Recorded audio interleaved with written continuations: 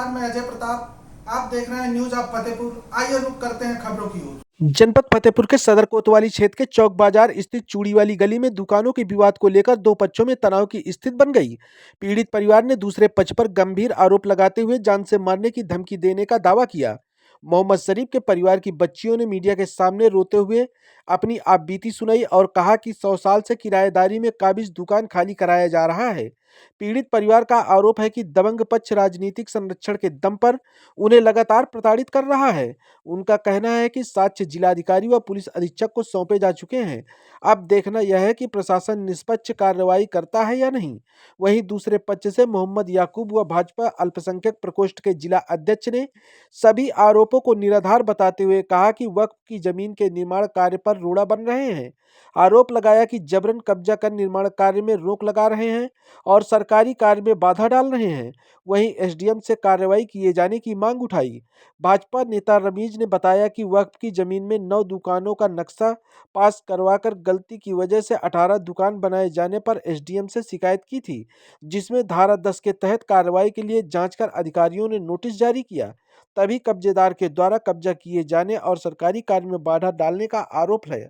Report Praveen Kumar के साथ। जो दुकानें हैं उस पर आपके ऊपर आरोप लग रहे हैं कि जो प्रथम पार्टी है उनको जान से मरवाने की, क्या है पूरा?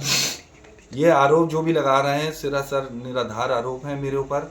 ठीक है, ये एक संपत्ति वक्फ की संपत्ति है जिसको इल्लीगल निर्माण किया जा रहा था, जिसका मैंने उसकी शिकायत अपने लेटर पैड में करी। भाजपा जिला अध्यक्ष अल्पसंख्यक मोर्चा होने के नाते लोग मेरे पास शिकायत करने आ रहे थे कि इसका अवैध निर्माण हो रहा है। मैंने उसमें धारा 10 की नोटिस की कार्रवाई कराई। 4 दिन पहले जब मैं गया, देखा ये शरीफ लाडले कब्जा कर रहा था वहाँ पे, तो मैं इसके पास गया। मैंने इससे कहा कि ये जो भी अवैध कब्जा कर रहा है उसमें धारा 10 की नोटिस है, तुमको पता है, तो इसको यहाँ से हटाओ। हमने कहा हट जानी चाहिए यहाँ से, इसमें सरकारी नोटिस है तो तुम कैसे कब्जा कर रहे हो? तो बोलने लगा हम नहीं हटाएंगे इसको। मैंने लाख मना करने के बावजूद उसने नहीं हटाया, तो मैंने प्रशासन को इसकी सूचना करी। उसके बाद उसने जो है वीडियो में आके उल्टा सीधा मेरे बारे में बोला, जो कि सरासर झूठ और निराधार है।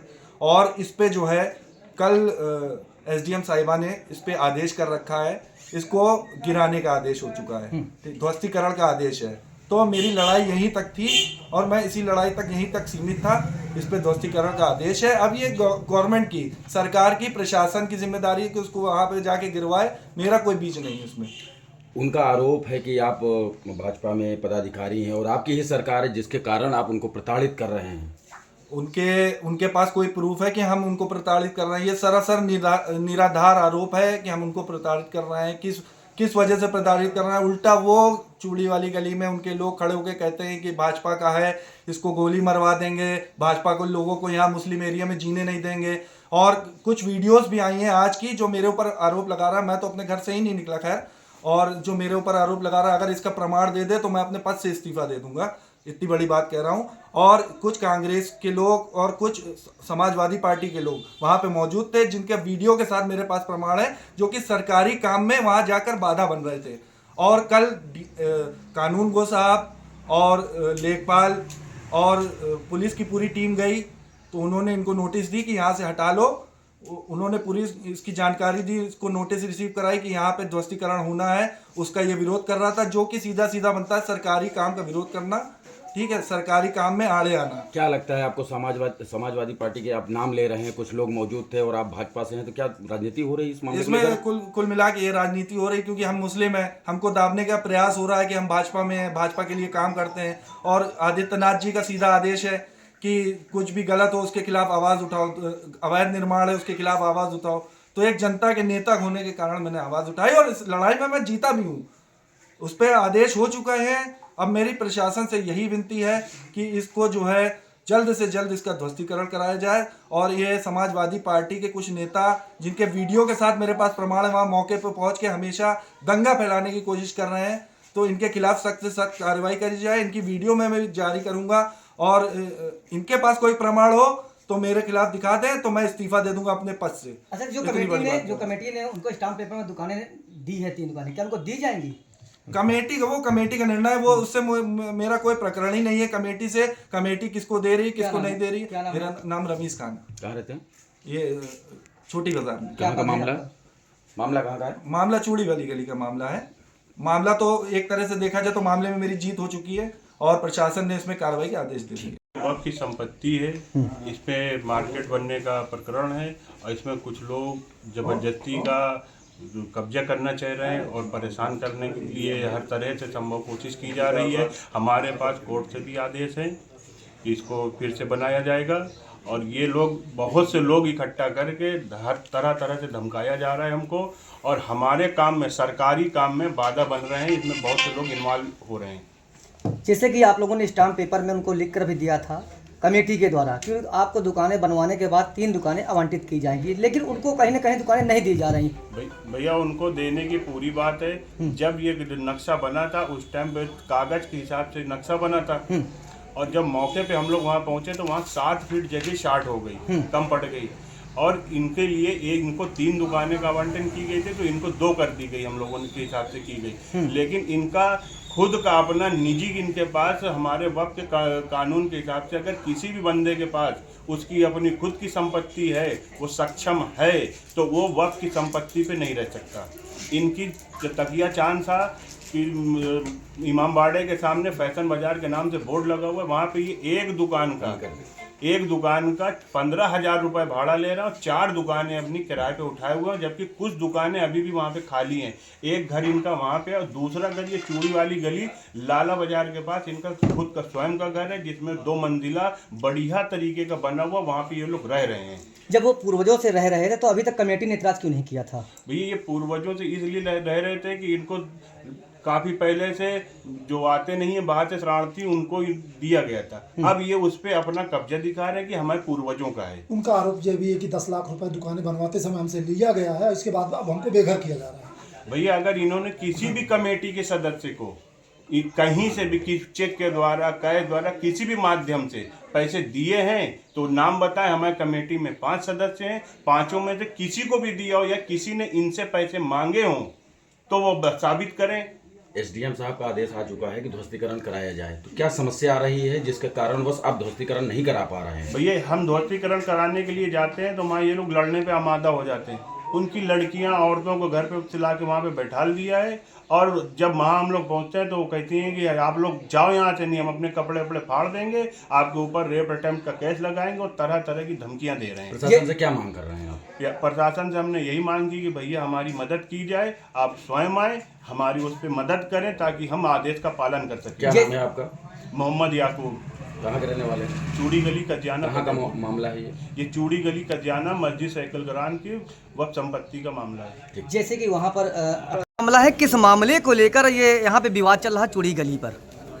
ये विवाद भैया इस बात का है कि इन्होंने हमसे कहा था कि आपको दुकान मिलेगी और हमसे इन्होंने जबरदस्ती जबरन दुकान खाली करा ली, एग्रीमेंट करा के, और हमसे पैसा लिया है। कितना लिया था? 10 लाख रुपए। कब दिया था? इससे पहले दिया था। इन्होंने घर में आके बात करी थी कि आप पैसे देंगे तो दुकान बनेगी, उसमें खर्चा लगेगा, नहीं तो कहाँ से पैसा आएगा। तो हमने कहा हम क्यों दें? कहीं नहीं यार देना तो पड़ेगा, नहीं तो बनेगी कैसे। अच्छा, कैश दिया था या कैश दिया था सर। अच्छा, कोई लिखा पढ़ी में दिया? कोई लिखा पढ़ी में नहीं है। हमको ये नहीं मानता, कहीं हम तुम्हारे बड़े भाई हैं, हमसे छल कपट किया गया, हमसे कहीं आप पैसे दिएगा तो उसको जो बनेगी तो वो उसको आप बन के मिलेगी आपको दुकान। और फिर बाद में हमसे एग्रीमेंट कराया।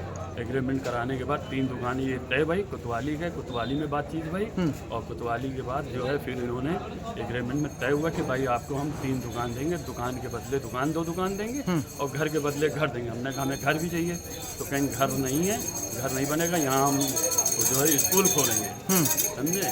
तो हमने कहा अच्छा ठीक है। तो कहीं नीचे ऊपर 9 दुकान बनेगी, 9 दुकान का हमको उन्होंने ये दिया है, हमारा ये उनका एग्रीमेंट हुआ है, समझे। इस एग्रीमेंट से तहत ये तय हुआ कि हम आपको ये देंगे बनवा के। और फिर अच्छा, इस एग्रीमेंट में दुकान की चर्चाएं हैं आपको देने के लिए? जी हाँ, इसमें है, और इसमें नक्शा भी है, ओरिजिनल नक्शा है 9 दुकान का, और जो है और दुकान बनेगी उसको हम बना के। अब क्या कह रहे हैं देने के लिए? अब ये कह रहे हैं कि हमने जो है रमेश को दे दिया ये दुकान, ये दुकान है, ये दुकान कह रहे हैं कि हमने उनको दे दिया। तो हमने कहा कि जब हमारा आपका एग्रीमेंट है तो आपने उनको क्यों दे दिया? तो कहीं जो माल देगा ज़्यादा उसी को हम देंगे दुकान। तो हमको हटाने में लगे हुए और हमको धमकी दे रहे हैं, मारने कूटने। क्या चाहते हो? हम ये चाहते हैं कि हम कोई लड़ाई झगड़ा नहीं चाहते हैं। हम भैया बिजनेसमैन आदमी हैं, हम कारोबार, हमारा यही कारोबार है, हमारे के अलावा कुछ नहीं। और ये हमारी लड़कियां हैं यही, और इसी से हम लोग काम करते हैं सर। और ये हमें मारने सुनने की तरह और धमकी दे रहे हैं मैं बिटिया को कि तुम्हें जान प्यारी है कि दुकान किस चीज़ का यहाँ पे काम करते थे आप? में हम हिलवाई की थी कि हमारी दुकान थी मिठाई की, मिठाई का काम होता था। और तरह तरह का हमें टॉर्चर कर रहे हैं साहब, धमका रहे हैं, कह रहे हैं रो क्यों रहे हैं आप? और हमारा कोई मददगार नहीं मिल रहा है। और सब ये एक मिले हुए हैं, सब जो है साजिश रच रहे हैं और तरह तरह की बात करते हैं उल्टी सीधी, और कहते हैं हम तुमको दुकान नहीं देंगे, जो कुछ उखाड़ना उखाड़ लो, हमारे ऊपर तक पहुँचे भाजपा से। तो और योगी बाबा की धमकी देते हैं कि हमारे ऊपर तक पहुँचे तो हमारा कुछ नहीं बिगाड़ सकते हो। और क्या नाम है आपका? हमारा नाम मोहम्मद शरीफ। और बहुत पीड़ित कर रहे हैं, 2 साल से हमें परेशान कर रहे हैं कि पहले कह रहे थे खाली कर दो, और अब जो खाली कर दिया, हमने इनको दुकान दे दिया कि चलो बनवा लो। तो हमसे कह रहे थे कि मस्जिद का भला हो जाए, दुकान बन जाएगी 9-10 तो आमदनी बढ़ जाएगी। और इसमें जो है जो नमाज़ पढ़ाते हैं मुतवल्ली, ये मुज्जिम और ये, इनकी तनख्वाह बढ़ जाएगी। तो हमने कहा कि हमसे तनख्वाह के पैसे हमसे ले लिया करो 5000 रुपये, हम देने को तैयार थे। तो कहीं नहीं यार तुम कब तक दोगे, तुम अगर दुकान दे दोगे तो दुकान बन जाएगी, तो दुकान से आखरात जो है जो मस्जिद का काम है वो होता रहेगा। तो हम इस पर एग्री हो गए कि हम कहा चलो भाई मस्जिद का भला हो जाए, बात हो जाए, हम क्यों कहना इसमें वो। तो इस वजह से हमने इनको दे दिया। अब ये हमें परेशान कर रहे हैं, पीड़ित कर रहे हैं, टॉर्चर दे रहे हैं।